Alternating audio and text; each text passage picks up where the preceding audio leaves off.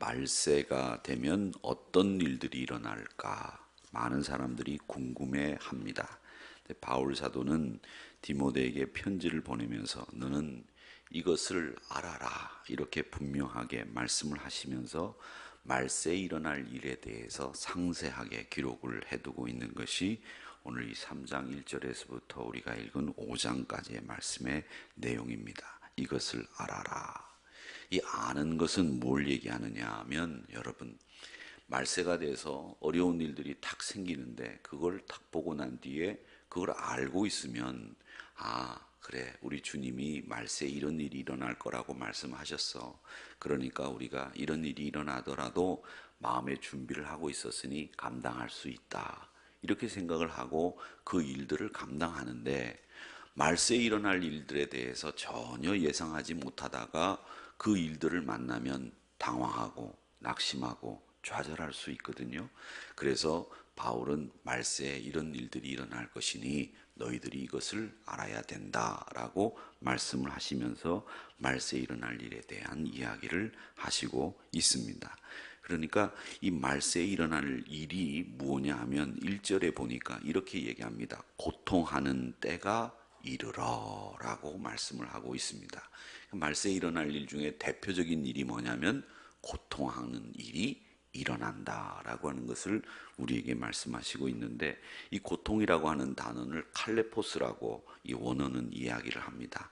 이 칼레포스라고 하는 말은 뭐냐면 사납다, 다루기 어렵다, 위험하다 이런 일입니다.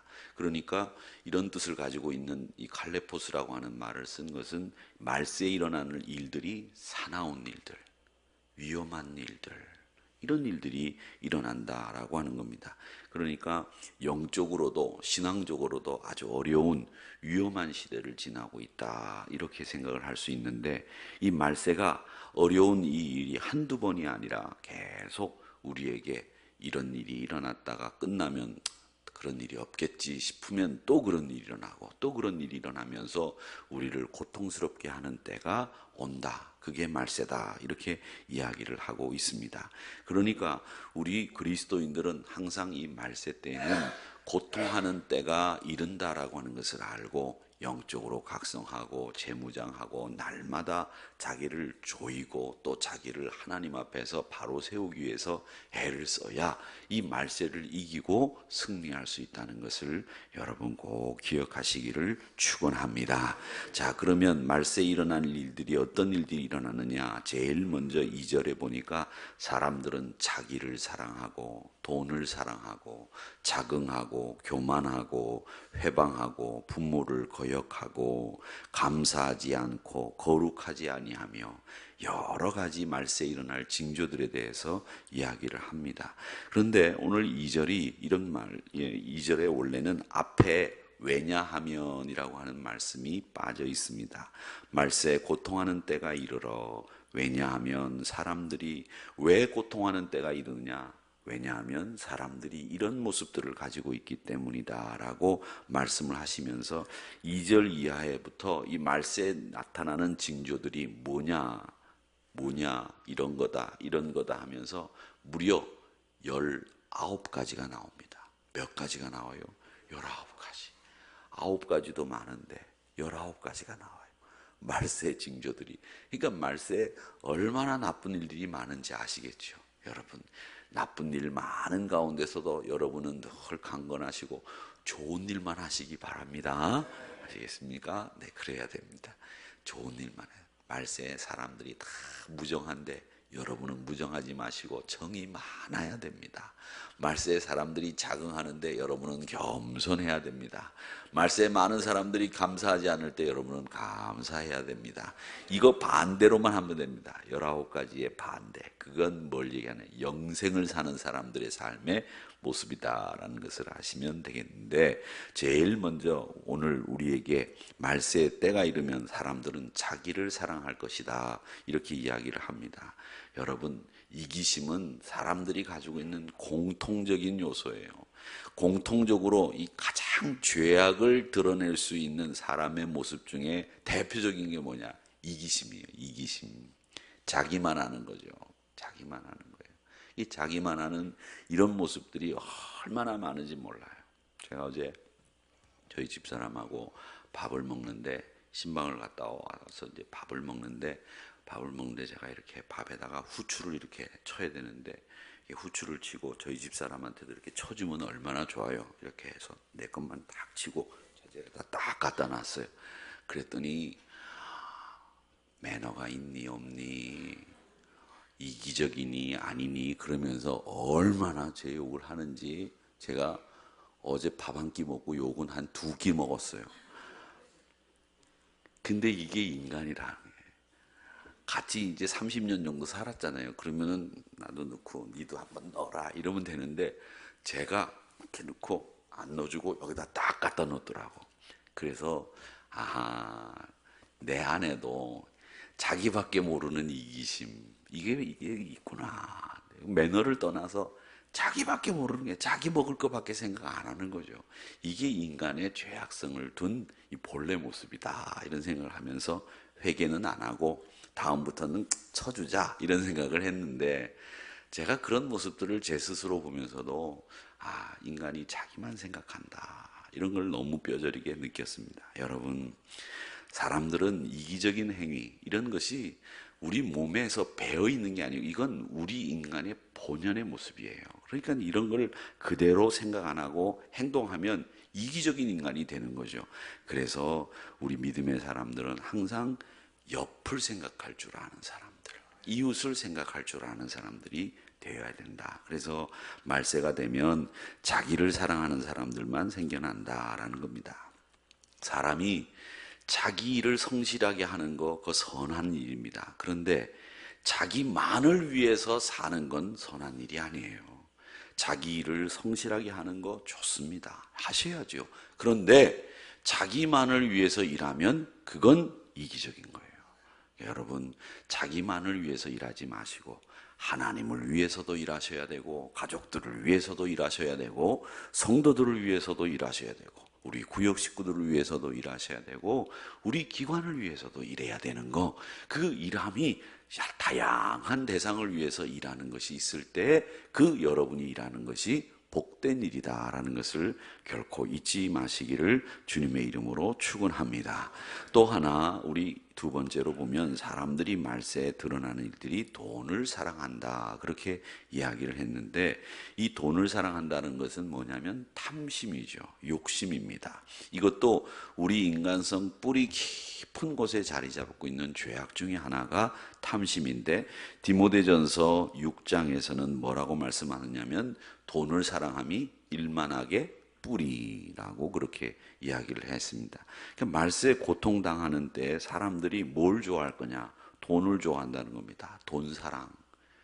그것이 그 시대의 특성이 될 거다, 이렇게 말씀을 했는데, 많은 신학자들이 돈에 대한 이야기를 우리 예수님이 많이 하셨다고 합니다. 왜 많이 하셨느냐? 돈이 그만큼 위험한 것이고 영적으로 우리의 영적 건강을 위해서는 이 돈을 사랑하지 않아야 된다는 것을 우리 주님이 아셨기 때문에 경건한 신학자들은 대부분 이 돈에 대한 이야기를 꼭 하셨습니다. 그래서 웨슬레도 회개는 지갑의 회개까지 일어나야 그 회개가 진짜 회개다, 이렇게 말씀을 하셨고, 우리 주님도 돈에 관한 이야기를 사실은 참 많이 하셨습니다.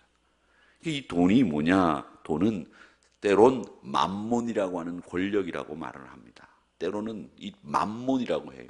하나님과 대적하는 마귀 중에 하나가 돈의 권세를 가지고 있는 귀신이다, 마귀다, 그렇게 이야기를 하는 겁니다. 그래서 사람들이 하나님보다 말세가 되면 만몬인 돈을 더 사랑하는 시대가 된다, 이렇게 이야기를 합니다. 여러분, 물질의 풍성함 좋은 겁니다. 왜 나쁘겠습니까? 경제적인 윤택함 나쁜 거 아닙니다. 가난함이 좋다고 생각하시는 분들이 있고, 이 가난한 것을 추구하는 것처럼 생각하시는 분들이 있는데, 기독교인들은 가난함을 추구하는 사람들이 아니에요. 기독교인들은 청지기 정신으로 하나님으로부터 모든 것을 물려받은 사람들이고, 그걸 관리해야 되는 사람들이지, 관리 안 하고 내팽개치는 것과 똑같은 그 가난함 속에 빠지는 것도 그것도 나쁜 겁니다. 불행한 겁니다. 풍성함을 누리셔야 되는데 그 풍성함은 내가 하나님의 영광을 위해서 풍성함을 누리는 것이고 주의 일을 위해서 풍성함을 누려야 되는 거지, 풍성함이 내 자신을 위한 풍성함이라고 한다면 그게 바로 자기가 돈을 사랑하는 사람이다라는 뜻이 되는 겁니다. 그러니까 여러분, 돈을 벌기 위해서 수고 아끼지 않아야 되고 부지런해야 됩니다마는, 여러분 신앙생활하는 것도 하나님과 교회를 위해서, 주님을 위해서도 부지런히 일해야 되는 똑같은 원리가 적용되어야 그게 돈을 사랑하지 않은 증거입니다. 돈을 사랑하기 때문에 돈을 벌기 위해서는 부지런하고 아침 일찍 새벽부터 열심히 일하는데 주의 일을 위해서는 게으르고 등한히 하면 그건 돈을 사랑하는 거예요. 여러분, 돈을 벌기 위해서 애를 쓰듯이 교회 일과 주의 일도 부지런하고 애를 써야 그분이 균형 있는 생활을 하시는 겁니다. 항상 돈을 위해서 애를 쓰는 것도 필요합니다. 그렇다고 게으르거나 돈을 벌지 말라는 얘기가 아니라 돈을 열심히 벌되, 그리고 내가 그것을 위해서 애를 쓰되 하나님과 교회를 위해서도 균형 잡힌 애를 쓰는 생활을 하셔야 그게 여러분들이 영적으로 건강한 생활을 할 수 있다라는 것을 꼭 기억하시면서 돈을 사랑하지 않고 경제적인 윤택함을 누리시되 하나님을 위해서도 부지런히 일하는 여러분들이 되시기를 주님의 이름으로 축원합니다. 하나 더 오늘 말씀해 보면 돈을 사랑하며 자랑한다라고 얘기를 합니다. 자랑한다라는 것은 자기의 모든 것을 드러내고 자기의 업적을 드러내고 선행을 드러내려고 하는 모습입니다. 겸손하지 못한 거죠. 여러분, 겸손이라고 하는 건 제가 늘 말씀드리지만 뭘 겸손이라고 하느냐, 이렇게 고개를 숙이고 고분고분하고 말이죠. 다른 사람의 말을 잘 듣는 게 겸손이 아니라, 겸손은 창조주 앞에서, 절대자 앞에서 내 자신을 돌아볼 때 내가 얼마나 모자른가, 이걸 깨닫고 나면 하나님 앞에서, 절대자 앞에서 내 자신이 무릎을 꿇을 수밖에 없는 거예요. 그 놀라우신 하나님 앞에서 나의 이 부끄러운 모습을 볼 때 내가 저절로 하나님 앞에 나는 정말 보잘것없는 존재이구나, 내가 이런 존재이구나 라는 것을 깨달았을 때 내 마음가짐, 그게 겸손의 출발이에요. 여러분, 그러니까 겸손은 사람 앞에서 겸손이 아니라 하나님 앞에서, 절대자 앞에서 나를 돌아볼 때 내가 어떤 사람이라는 것을 깨닫게 되면 내 마음속에서 시작되는 그 마음가짐이 뭐냐? 겸손이다라는 겁니다. 그러니까 사랑하는 성도 여러분, 늘 하나님 앞에 사셔야 됩니다. 그걸 라틴어로 뭐라 그러냐면 코람데오라고 합니다. 그 코람데오가 뭐냐? 겸손의 시작이에요. 하나님 앞에 내가 섰습니다. 하나님, 제가 부족합니다. 하나님, 제가 얼마나 모자른 인간입니까? 하나님, 저로 하나님의 사람을 되게 하셨는데 하나님의 일을 열심히 감당하겠습니다. 이 마음가짐, 이게 겸손의 시작이다라고 하는 걸 꼭 기억하시기를 바랍니다. 그렇게 겸손하면 그 뒤에 나오는 말씀처럼 교만하지 않습니다. 늘 자기의 부족함을 깨닫고 자기가 그렇게 대단한 인물로 생각하지 않습니다. 결점은 크게 보고 장점은 조그만하게 보는 게 자기가 자기를 보는 시각이어야 돼요. 자기가 자기를 보는 시각이 장점은 크게 보고 결점은 없는 것처럼 생각하는 사람은 교만한 사람이에요. 교만한 사람이 아니라 우리는 겸손한 사람이 되어야 되겠는데, 그 겸손한 사람은 자기의 결점은 크게 보고 자기의 장점은 조그만하게 보는 사람이 겸손한 사람이에요. 그리고 다른 사람을 볼 때는 어떻게 보느냐? 다른 사람의 장점은 크게 보고 다른 사람의 결점은 조그만하게 보는 것, 그게 겸손한 사람의 모습이라는 건데, 근데 이게 거꾸로 된단 말이죠. 자기의 장점은 크게 보고 자기의 결점은 없는 것처럼 생각하면서 행동하는 것, 교만하기 짝이 없는 사람입니다. 그러니까 그런 사람 되지 마시고 늘 나는 결점이 큽니다, 부족합니다, 이렇게 바라보고 다른 사람을 바라볼 때는 참 좋은 점이 많은 분입니다, 이렇게 볼 때 우리는 겸손한 사람입니다, 절대자인 하나님 앞에서 나를 돌아보는 눈을 가지고 있는 사람입니다 라고 생각할 수 있습니다.